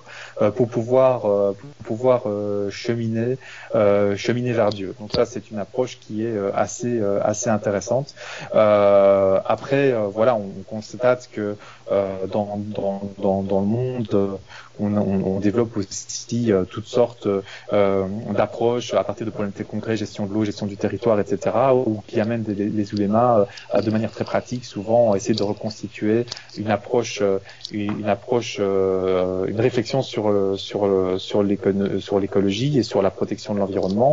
Mais ce qui est quand même très problématique là-dedans, je terminerai là-dessus, c'est que finalement, tant les gouvernements que les oulémas, les gouvernements de pays musulmans ou les oulémas qui sont concernés par ces sujets-là, retournent dans le Coran comme s'ils s'y trouvaient une sorte d'impératif nécessaire et que sans ça, les musulmans ne développeraient aucun rapport à l'environnement. Dans le genre, si on ne trouve pas le verset qui nous dit de trier nos poubelles, on va pas le faire en tant que musulman. Donc c'est un rapport au Coran qui est finalement, il y a la normativité qui souligne le rapport qui est problématique en soi et qui même au travers de la question de l'environnement s'exprime aussi et donc qui doit être aussi challengé si on veut vraiment essayer de développer une véritable, je veux dire, théologie de l'environnement qui soit un rapport à l'environnement, une pensée de l'environnement, de la nature, du rôle, de la place de l'homme dans la nature, qui soit vraiment digne de ce nom. Voilà, ce genre d'approche très basique ne permettra pas de pouvoir développer ce genre de choses et je vais en rester là. Donc je fais bien vite pour la partie vite fait en anglais. Et donc, very quickly on the contemporary times. It's interesting to have to see that finally the meditation of the Khalifa as being the vice regent of God over nature is something that is finally very contemporary. Actually, it's an interpretation that have one century, not more, or a bit more than 1 century of existence. Anyway, it's really like putting man as the gardener of a nature that is an environment that is totally subdued to mankind, and so it's very again anthropocentered and problematic in itself. So man is just a manager and that's it. That's a bit short, if I can say, but it's still a very dominant theological if you look at the discourses on environment protection within Muslim spheres. Another attempt that has been also tried is the one of Sayyid Hossein Nasr, that I guess some of you know. And basing his approach on the concept of Wahdat al-Wujud, so the unicity of the act of being, that was developed by the Andalusian Sufi Ibn Arabi in the 13th century, and that is kind of making some sort of a connection between the smallest of atoms until God, is saying that this consideration of act of being should entice us to consider nature properly, because we are all in a way united and we are interwoven in this act of being. But the thing is that nevertheless, Sayyid Hossein Nasr, if it's very interesting to look at that, is also in a way is also again bringing a very anthropocentric approach to this, and he describes man as the channel for the divine grace towards nature. So it's through man that nature is in a way nurtured and nurtured. Another approach which I find very interesting as far as I'm concerned is the one that is developed by Sarah Tibili. She's based in the US. And so looking back at the Quran, and was, for example, mentioning that the earth is receiving a revelation as an inanimated object from our perspective as human being, and also the fact that the Quran says that the earth will bear testimony against mankind or against man on the day of judgment. The fact that also in the traditional literature only the prophets and the highest saints are able, for example, to understand the praise to God from the trees, from the birds, from the different animal communities, from the earth and the rocks and everything. She says, well, actually, it's only the highest of the most high spiritual beings among mankind that are able to understand their language, their praise, whereas actually even the earth, as unanimated as it can be, is able to understand our issues, our language, our actions as human beings, and will be strong enough or to bear witness against us or for us on the day of judgment. So actually, it's not man that is above nature; it's actually nature which is in some sort of a teaching position towards man, and that man to be able to progress in life should be becoming like a learner, a murid in front of within nature to learn how to progress. So totally inverting the relationship between man and nature. So that's something that is an interesting perspective to be further developed right now. Otherwise, there are indeed some progress being made, but it's often like a very basic level, starting from very practical problems like the management of water, the management of the territory, that an increasing number of ulama at the very local level are trying to think through and find some resources within Islam to entice people to preserve their environment as a condition to their survival.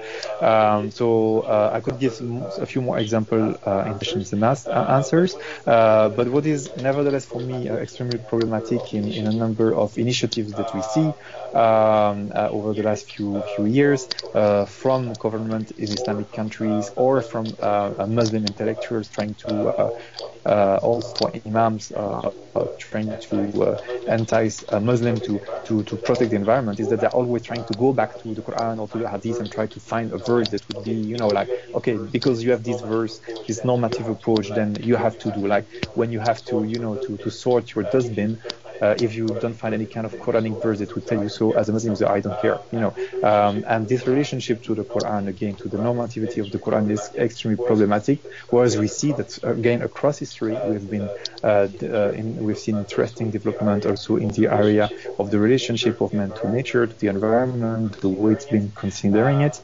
and by using, again, that kind of approach, we could develop theologies that would be considerations, reflections on the relationship between man and nature as Muslim, that would be like the ones of Sarat Lili, much more interesting than that kind of rigorous and mechanical application of verse or hadith that in a way we will not find today, because it's not with what is in the Quran that we will be able to develop like a circular economy or you name it. And I will stop here and wait for your questions. Shukran, thank you. And thank you for your patience. Yeah, je leur dis ça tous les soirs aussi. Et donc c'était impressionnant, tu es encore vivant après avoir parlé et traduit pendant 2 heures. Non, merci beaucoup, c'était vraiment très très intéressant et très complet. Et je trouve que c'était très fluide le lien entre la déconstruction de l'apologétique en islam et le lien avec différentes questions, notamment celle de l'écologie. C'est aussi comme ça que j'espérais que ça serait fait, donc c'est génial. So thank you very much, because I really appreciated the fluid, very very logical connections that you established between deconstructing apological representations from within Islam. Islam is so perfect, the Prophet was perfect, Arab culture was perfect, and so on.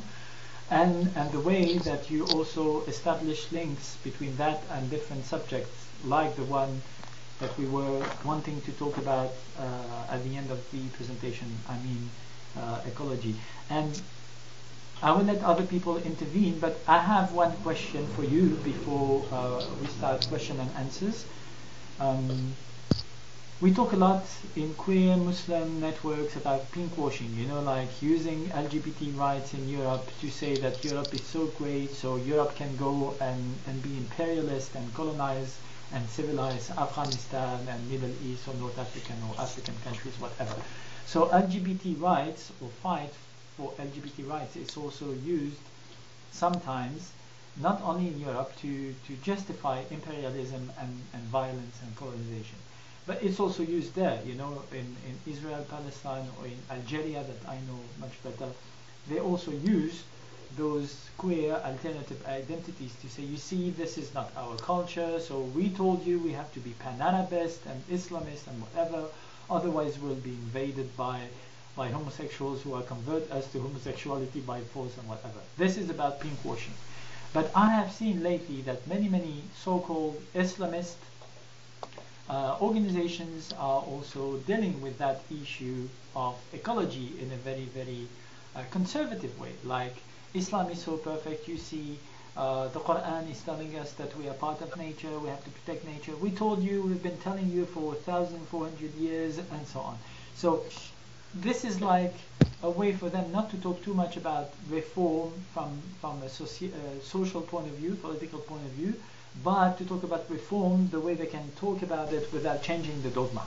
the frame of the dogma. And also a way to use ecology and actual issues that everybody's concerned more or less about to make Islam or their representation of Islam more universal, more ethical, more sexy, more appealing, without, once again, being inclusive. You know? Donc je vais traduire juste la question, je ne sais pas si je dis en français, pas du tout.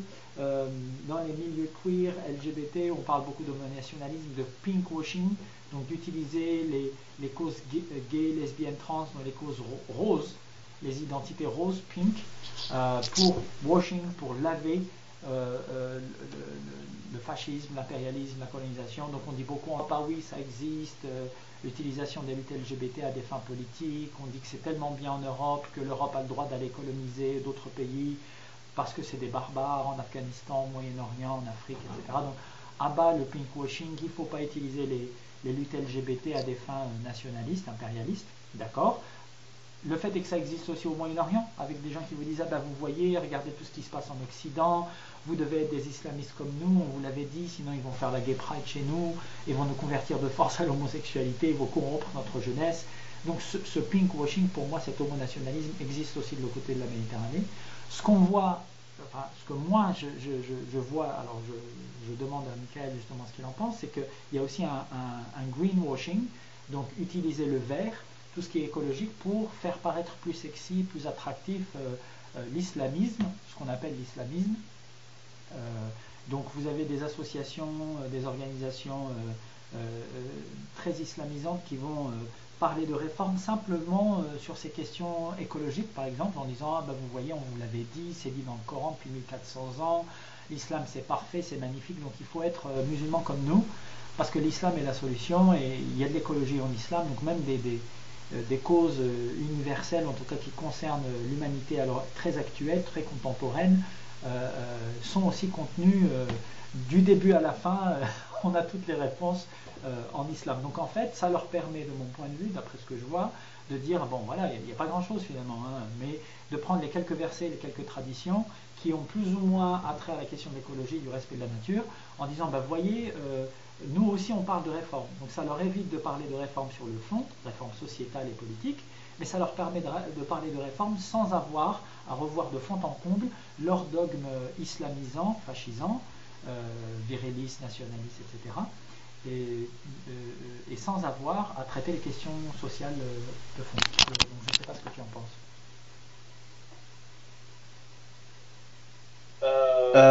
Oui, carrément. C'est évident. Ce sont des causes, que ce soit le pinkwashing, le greenwashing, sont toutes des causes qui permettent de justifier,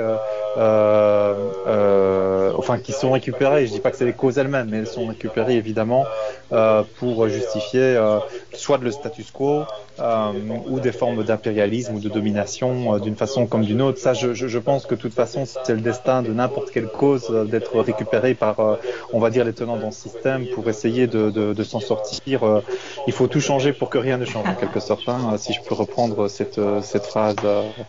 Alors, ce qui est intéressant, c'est que effectivement, je pense qu'on peut coincer. Enfin voilà, là c'est quelques éléments que j'ai donnés. Je pourrais vous donner l'article que j'ai basé mon propos il y a dernière. En fait, voilà, le bagage, si on veut dire traditionnel, on va dire le bagage coranique et de la sunna sur la question de l'environnement est extrêmement basique.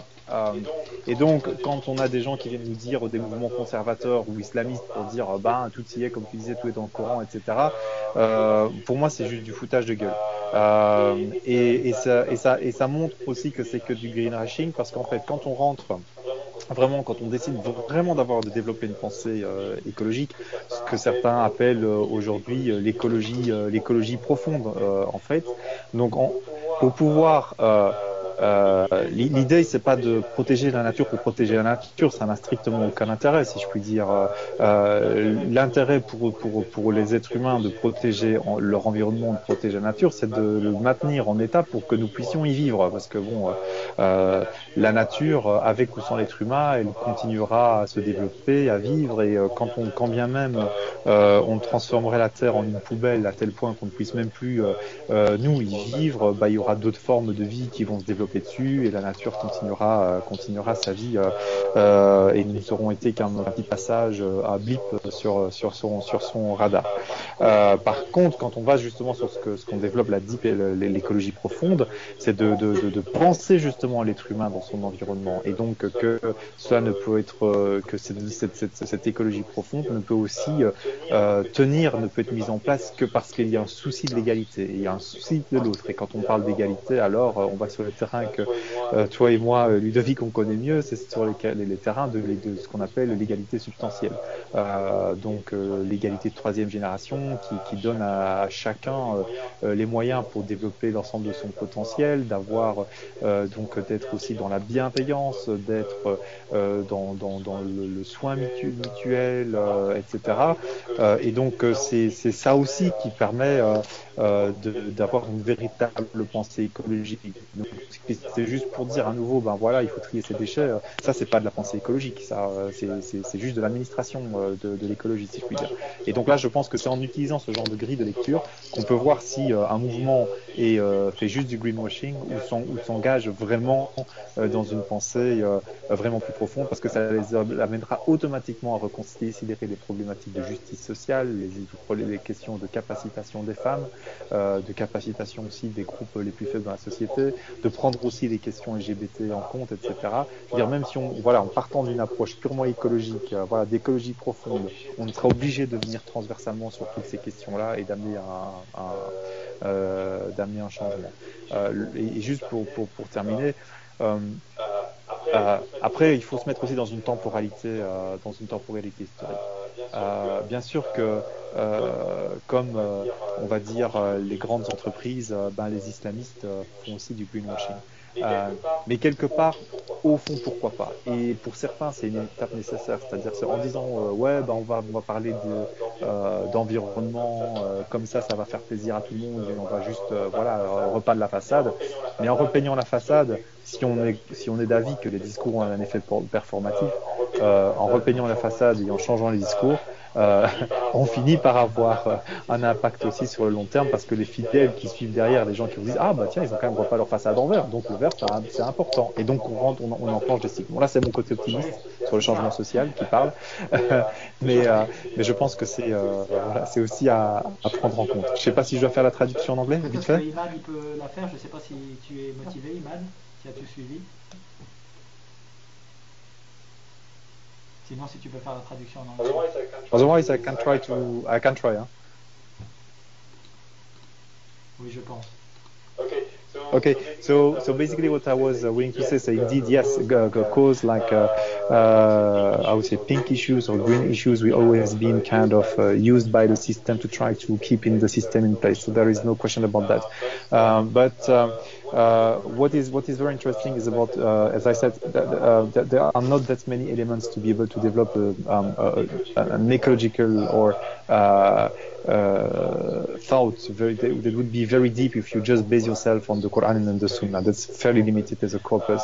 And what is interesting today is also the issues of what we call deep ecology.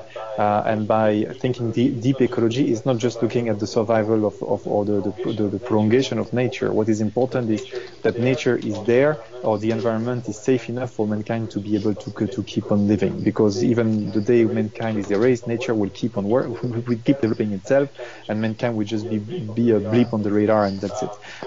So we don't protect nature for nature, we protect nature for us. And when we start in that development and looking at what we call the deep ecology, it means that you see that it's connected to the question of empowerment of women, of social justice, also the LGBTQI rights and so forth. Everything is actually connected, because it's how you create a safe environment, really, that is conducive to transformative equality. That is the only condition where we will also preserve nature and our own environment. So one way or the other, these issues are all intersectional, if I can say, and will come across. So having said that, I'm also, and of course, a number of Islamist movements, like companies are just like greenwashing, repainting their walls in green.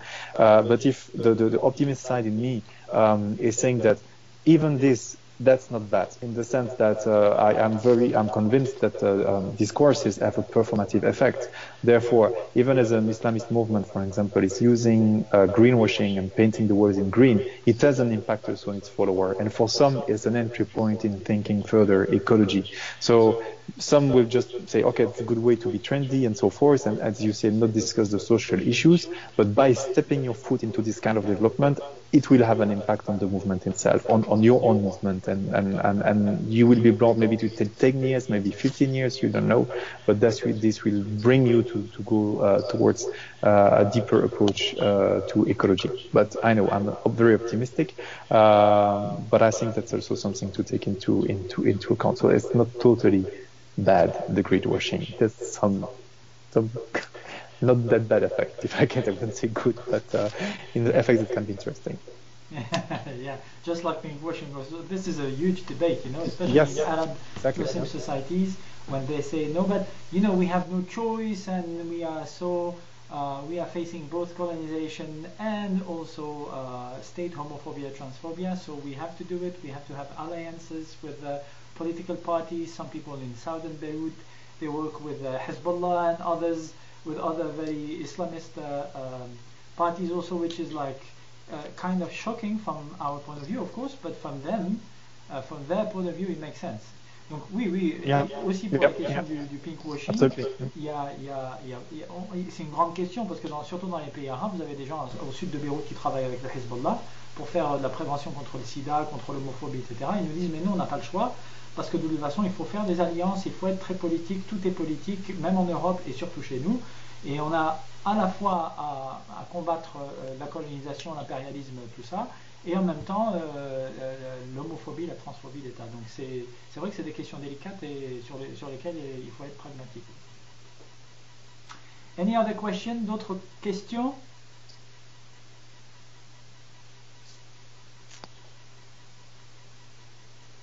Do you hear us? Yeah. We don't hear you well. More sound. No sound?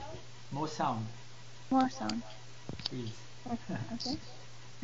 I can hear myself in your echo, so. Now it's fine. Okay. So, yeah, it was really interesting to hear your presentation. Like a lot of new things. I myself wrote my thesis on Islamic ecology, so I recognize myself in this will to find the, I don't know, the truth, the right ecological approach in the Quran. And it might be, I have seen that it is one of the fundamentalist parts of myself that is still there. So it was good to get that kind of like, how to say, a realization that it might not be there at all. But my question was basically just because I'm also really interested in the Muslim Brotherhood movement, and I am sorry that I don't know French well enough in order to read your book. So I don't know if you could briefly say something about what made you be the Muslim Brothers, or what were the things what are the things that you find that I don't know, that they are in the wrong path, or like that made that you wouldn't support them anymore. Yeah. Thanks. No sound. On n'a pas de son. Michael. Okay, sorry. If there are other questions, can I take them and then I will try to answer them all in a row? Is it okay? S'il y a d'autres questions, je peux peut-être les prendre et je réponds différentes questions en même temps. Absolument. Et je vais juste traduire celle de Inga. Inga donc a fait sa thèse sur l'écologie et l'islam. Effectivement, c'était quand même difficile de trouver où mettre le curseur. Qu'est-ce qu'on considère comme de l'écologie substantielle ou de l'écologie superficielle dans les textes coraniques, dans la tradition du prophète alayhi salam. Et elle voulait en savoir plus aussi sur la question des frères musulmans. Qu'est-ce qui l'a fait rejoindre la confrérie? Qu'est-ce qui l'a fait quitter? Pourquoi il a choisi un autre chemin? Et donc d'autres questions, si vous voulez, comme ça il les prend en groupe et il les répondra ensemble. Christian, perhaps my brother, you have something to ask or to add? Well, do you hear me? Yeah, I guess so. It's been a long day, so I'm quite comfortable with the Muslim Brotherhood question. I'm really keen on that as well, and yeah. Any other? Thank you. Did you hear that? Yes. Thank you, Christian. Donc Christian nous disait que c'était une longue journée, mais qu'il aimerait en savoir plus effectivement sur la question des frères musulmans. Anwar, any question? Just a simple question. So you said that there is a problematic thing when Muslims always try to find the justifications on every single issues in the Quran. So maybe if you have any research before, why or what makes Muslims have a very big desire to find any justifications in the Quran? I mean, because I'm from Indonesia, and sometimes what I don't understand is that I see is a confusions between looking at the Quran or trying to copy the culture from the Arabian society. So probably you could enlighten me on this issue. Et donc la question de Anwar, en Indonésie, ailleurs aussi dans le monde arabo-musulman, il voit que beaucoup de gens se réfèrent effectivement à l'islam, ils veulent trouver toutes les réponses dans l'islam. Donc qu'est-ce qui justifie ce désir profond chez beaucoup de musulmans, de plus en plus de musulmans, de trouver toutes leurs réponses dans le Coran finalement? Et la deuxième partie de la question, c'était oui, pourquoi est-ce qu'ils veulent, ou est-ce que ça n'est pas un désir de copier aussi la culture arabe? Pourquoi est-ce qu'il y a cette confusion entre culture arabe et éthique islamique finalement? Rachida, peut-être tu as quelque chose à rajouter, peut-être? Non, moi je...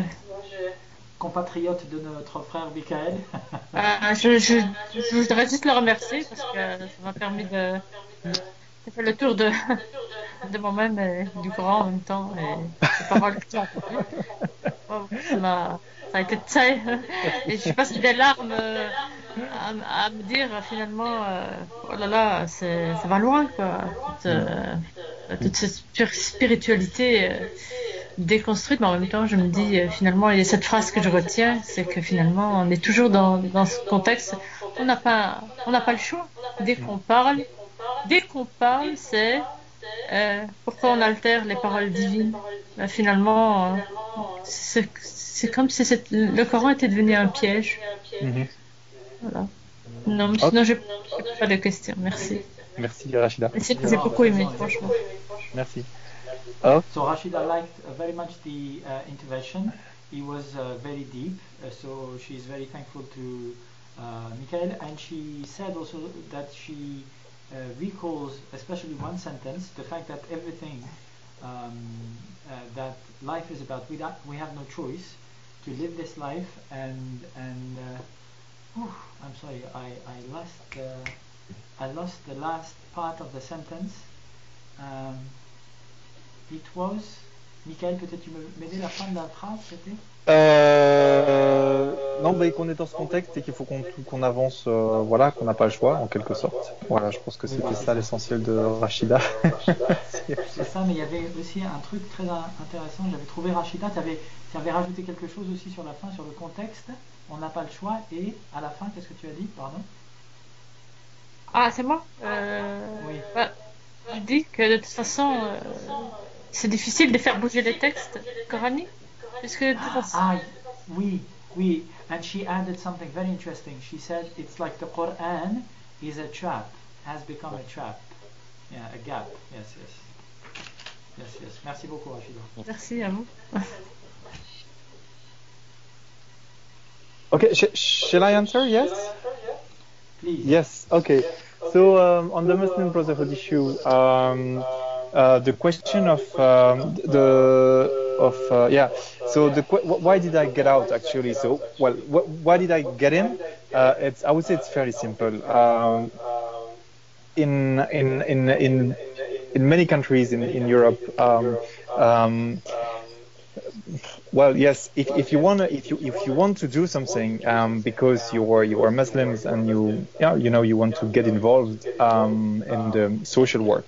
I mean, in many instances, you will see there's some Muslim Brotherhood connected organizations that are actually organizing stuff de facto because they have long been interested into social mobilization, social work, caritative work, and all those kind of issues. So I knew about the Muslim Brotherhood before I joined them, and actually the fact is that the mosque where I had been active was actually connected to the Muslim Brotherhood, and I had not understood that from the start in that sense. So when I was told, we are Muslim Brotherhood, I was just like, hey, I mean, these are just nice guys that I've been working with for 2 to 3 years, actually. So for me, it was in complete disconnect with the media representation of the Muslim Brotherhood, of guys that would be just like talking about installing the caliphate and those kind of issues. So it was just guys that were really serving their community. So I said, like, if I want to join, why not? I mean, I have nothing against. But I have to say as well that in Belgium it was a complete mess. I mean, the Muslim Brotherhood, it was a small organization, it was a total mess, organizationally speaking. And when I was proposed to join, I said, like, okay, but my conditions are that I will stay free, I will never say something I don't want to say, and I will be faithful to my kind of human rights culture, human rights based approach. And if the day I'm not happy, I quit. And they told me, like, yeah, conditions accepted. So I said, okay, why not? So if those conditions, I can of course join. So that's how I joined, and from the duration of my time within the Brotherhood, so about 7 years, I was working on human rights and Islam, connecting with the European institutions, working on women empowerment in the local mosque, and all those kind of issues. So to be honest, I don't regret anything that I've been doing there. I thought I've always been on the good side of things, and I'm really happy of what I've been doing there. And I was given the space to do it. That was also what was kind of important. And at some point, it was as 2008, there was another group of people within the Brotherhood in Belgium that tried to take over the power and kick the boss at the time that was a bit too lax, according to them. And they tried to strengthen the rules and so forth. And then at a moment I said, like, okay, guys, I cannot accept this kind of military order, which is in a way at the heart of the Muslim Brotherhood, a sam' wa ta'a, so you hear and you obey. That's a kind of but I had not been facing this before. So the moment they wanted to be stricter and to the culture of the organization, I said, okay, that's not good for me. And there were then a few more issues that had been developed at the time. I said that I had been trying to convince people to get out of the secrecy, so saying that, oh no, we are not Muslim Brotherhood, blah blah blah, that kind of attitude. And obviously I lost this fight. They did not want to become more public about their belonging, and so I said, like, I don't see myself lying. And to be honest, I had been, as of 2005, like the only Muslim brother in Europe saying, like, yeah, I'm Muslim Brotherhood, come talk to me in the press and so forth. And yeah, I was connected to many people and giving contacts in the Muslim Brotherhood in that sense. So I said, I just can't bear this anymore. It's not sustainable. And there was another issue as well, that increasingly when you look at the discourses of people like Qaradawi the relationship also of the Muslim Brotherhood to Sayyid Qutb, or to some writing the Hassan al-Banna. You know, even if most of the people I've met had never read Qutb,